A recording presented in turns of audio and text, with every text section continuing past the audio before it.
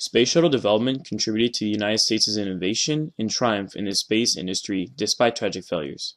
From Project Mercury to Space Shuttle Columbia, the rise in space shuttle development led to astronomical advancement and the government's dependence on U.S. space programs. The space race officially started in 1957 when the Soviet Union launched satellite Sputnik 1 and sent the first man in Earth orbit. For the United States, this was a perfect opportunity to fight communism by beating the Soviet Union in an astronomical race. Thus, the perceived race to exploration and technological advancement was instead a symbol for political power and dominance worldwide. Project Mercury was the first space shuttle launched in 1958 by Americans during the space race against the Soviet Union. Consequently, its sensational success echoed across the country when the first American astronaut, Alan Shepard Jr., went to space and brought hope to the American public. In addition, the launching of Project Mercury and the space race against the Soviets led to the creation of NASA in the same year. This was the first step to the rapid growth of astronomical advancement, followed by a strong sense of pride and nationalism. However, shortly after, the tragedy of Apollo 1 created despair among the American public.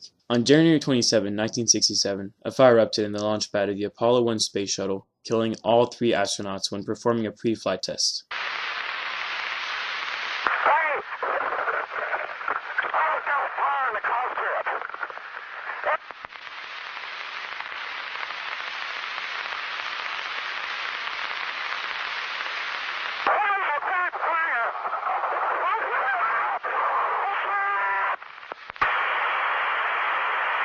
The tragic event deeply saddened the American public and set back NASA development. Safety was consequently seen as an all-time priority, but could not stop the countless failures that followed in the next 50 years. When a space shuttle is launched, it needs to escape the gravitational pull of Earth. Aluminum is therefore used for spacecraft due to its lightness and sturdiness, allowing the ship to leave Earth's atmosphere. Additionally, engineers used carbon tiles in the space shuttle to protect it from excessive heat. NASA created the first independent shuttle software contract in 1973. The primary avionics software system is the software that is used to run the shuttle. There are different engineers for each space shuttle as the softwares get more complex and the navigation takes more time and work. The little but existent failures of space shuttles during the race for exploration show the setbacks and errors that NASA experienced, accompanied with the tragic and disappointed response from the public. However, the successful missions considerably outnumber the failures economically, politically, technologically, and scientifically, thus winning the space race and leading technological astronomical innovation. At the start of space exploration, Apollo 11 through the last Apollo mission, which was Apollo 17, were all successful. The mission of Apollo 11 through 17 was to perform a lunar landing and return to Earth. The mission of Apollo 11 was safely completed. The first landing of the moon was in 1969 when Neil Armstrong famously quoted, "That's one small step for a man, one giant leap for mankind." As Armstrong took his first step on the moon, people all across the planet watched on television and were strongly influenced by this unforgettable moment. Moreover, the space race and the reputation of NASA climaxed when the men went to the moon.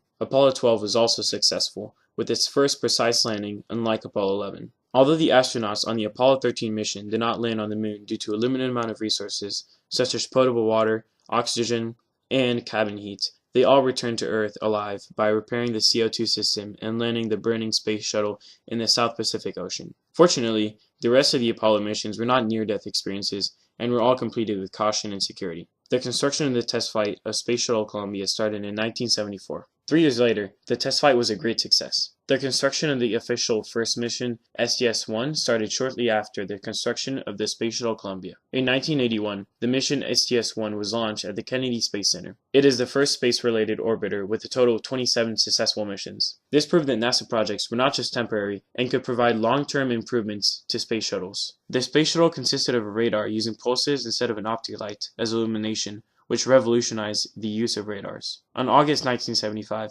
the Viking 1 was launched, becoming the first spacecraft to land on Mars in July 1976. 2 months after, the Viking 2 landed on Mars as well. The Viking 1 stayed for 6 years, which is an extremely long time considering the novelty of space shuttles at the time. Although the Viking 2 stayed for only 4 years due to its battery failures, it still fulfilled the assigned mission and stayed for longer than expected. This transformed the space shuttle innovation by showing a drastic increase in their safety, design, and function. In 1990, the Space Shuttle Hubble was launched in orbit and is still used today. It functions as a space telescope and provides a clear view of the universe and distant galaxies and stars. This shows that space development peaked in the late 20th century and did not improve as much since then. A lightweight tank was implemented in the early 1980s, significantly reducing the weight of the space shuttle and facilitating the missions. In the early 1990s, Engineers built a nose cone, preventing the need for thermal materials and debris. While the successful missions greatly outnumbered the failures, that's not how the public viewed it. One mistake can have a much greater impact than 100 successful events. Naturally, people sometimes remember the anomaly over successful missions. However,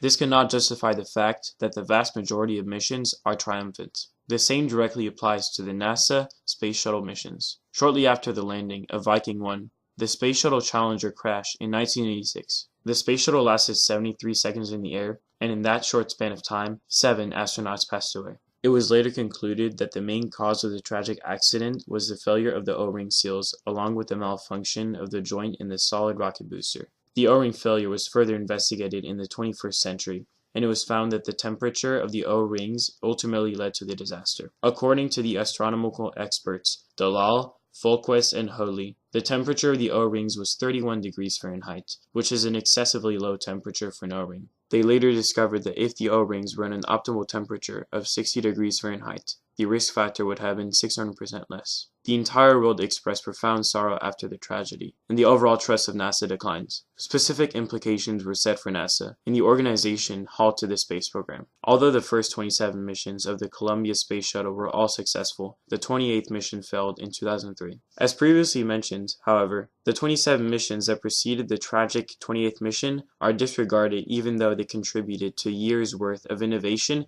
and technological advancement. The catastrophe killed 7 astronauts. It is the most recent space shuttle crash, and hopefully the last one. The crash was determined to be caused by a piece of foam that detached off of the shuttle's wing, damaging the thermal protection system. Consequently, the wing overheated and disintegrated the shuttle with the 7 astronauts inside. NASA later shut down launches for 2 years and called for more safety measures. Following the crash in 2003, the office implemented significant improvements to the external tank, thus avoiding further possible debris collisions. Space shuttles were extremely new to the US and arose in the midst of one of the greatest technologically innovative periods of all time. The space race outcome not only proliferated the popularity of space exploration, but also the US as a nation. In fact, NASA had a mythical status before the Challenger failure. In 1971, NASA demanded and received $5.15 billion and an additional $1 billion in 1981. NASA currently has the highest budget in history, which shows the praise of NASA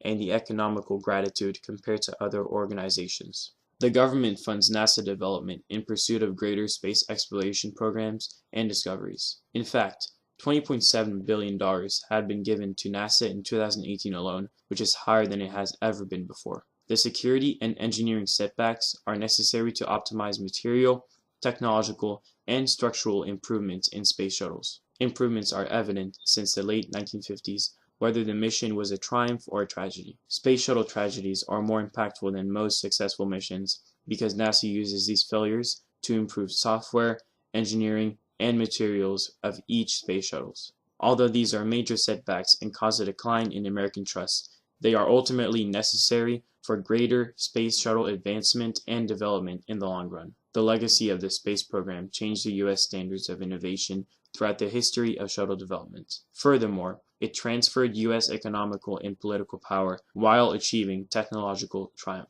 With the successful shuttle industry, NASA was able to become the strongest space program in the world. The well-known organization represents both historical advancement and the United States through technological power. NASA gave hope to space exploration and innovation all around the world, while providing a sense of national pride that is still prevailing today.